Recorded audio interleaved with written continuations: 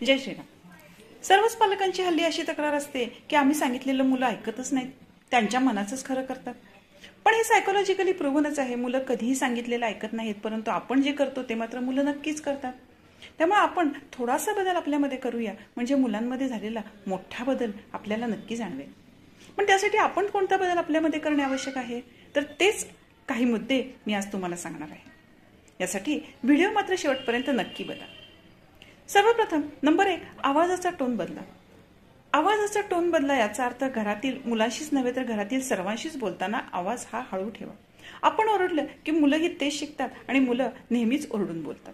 त्यामुळे आवाजाचा टोन नक्की बदला. नंबर 2, नोचा वापर कमी करा. मुलांशीच नव्हे तर घरातील सर्वांशीच बोलताना नेहमी सकारात्मक वाक्य बोला. जसे की सोफा खराब करू नको असं म्हणण्याऐवजी आज आपण सर्वांनी मिळून सोफा स्वच्छ ठेवूया बरं का, असं मुलांशी बोला. नंबर 3, मुलांना क्वालिटी टाइम दररोज द्या. त्यामध्ये मुलांचे सर्व ऐका, म्हणजे मुलांना भावना व्यक्त करायला जमेल किंवा तसे ते शिकतीलही. नंबर 4, मुलांनी केलेल्या कामाचे त्यांच्यासमोर त्यांचे कौतुक करा.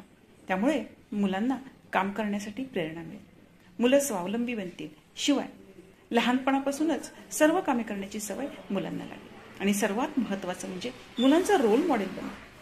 जसे मोबाईलचा वापर कमी करणे, टीव्ही कमी बघणे, वायफट चर्चा कमी करणे, आवाजाचा टोन कमी करणे, सर्वांशी रिस्पेक्टनी बोलणे किंवा जागच्या जागी वस्तू ठेवणे, या कृती आपणही केल्या की मुलं पाहून करतात.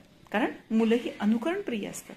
लहानपणापासूनच या गोष्टींची सवय आपण स्वतःलाही लावली तर मुलांमध्येही नक्की मोठे बदल घडतील, यामध्ये शंकाच नाही.